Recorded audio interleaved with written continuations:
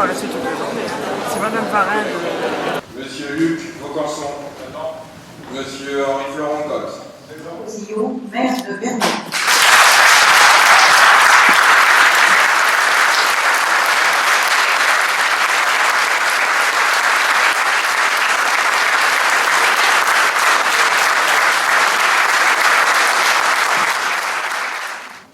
Vu l'article L 2122-14 du Code général des collectivités territoriales et considérant qu'il y a lieu de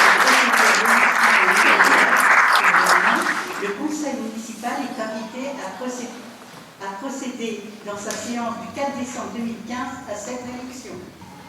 Y a-t-il des candidats à cette élection? Je vous propose la candidature de M. François Ouzillot.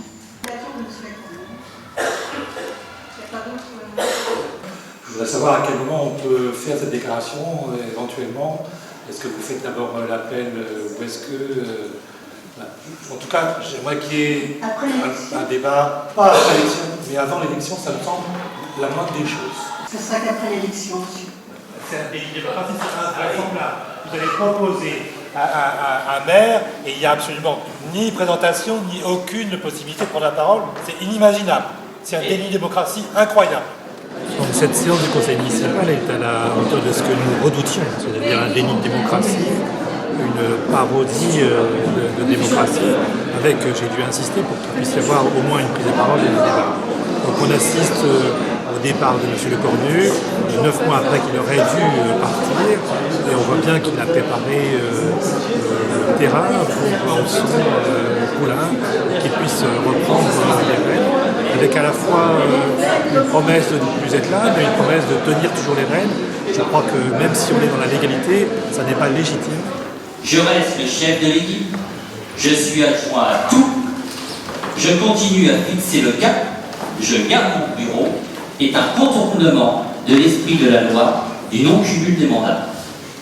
Monsieur Le Cornu vient d'inventer le concept du maire à deux têtes. C'est quelque part d'avoir trahi ses électeurs, puisque jamais dans son livre programme, dans son petit livre rouge, il nous avait dit qu'il allait quitter Vernon au niveau de son mandat de maire. Et du coup, c'est vrai que nous, on lui reproche ça. Vous avez dû remarquer que lorsqu'il a été élu en 2014, nous avons participé au vote, puisqu'il était le candidat légitime. Nous avons même applaudi une fois qu'il avait été élu. Mais cette fois-ci, absolument pas. Il y a un déni de démocratie, c'est le fait du prince. On installe M. François Ouzillot, comme ça, et même dans la presse, il était quasiment élu. Donc voilà, c'est ce qu'on lui reproche. Et il aurait eu la moindre des politesses, eût été quand même de nous prévenir, et il a trahi quand même les Vernonnais, il a trahi ses électeurs. Voilà. Je considère que votre démission est une trahison de vos électeurs qui vous ont confié un mandat de 6 ans et non pas de 20 mois. D'ailleurs, dans votre manuel de propagande électorale, je n'ai relevé aucun article, aucune mesure relative à une démission en cours de mandat. Le changement de maire est un non-événement en soi, dans la mesure où ça ne changera absolument rien au fonctionnement de la mairie, dans la mesure où on a l'élection d'une marionnette, M. Ouzillot, et on sait très bien qui tirera les ficelles en la personne de M. Le Cornu.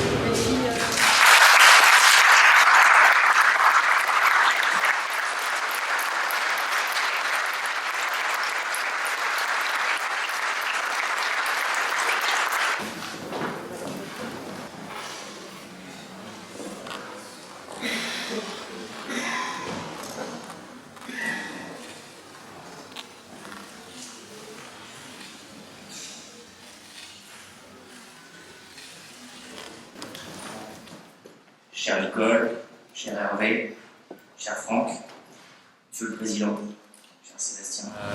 Dans la réorganisation de l'équipe municipale actuelle, au final, ça ne va pas changer grand-chose puisque Sébastien est président de département, mais il reste maire adjoint à tout, comme il l'a dit. Néanmoins, maintenant, il y a 2 pilotes dans l'avion pour 2 fois plus de résultats puisqu'on avait beaucoup de retard dans cette mairie. Donc il y a du boulot pour tout le monde et je suis chargé par Sébastien de faire tourner la mairie et ses services.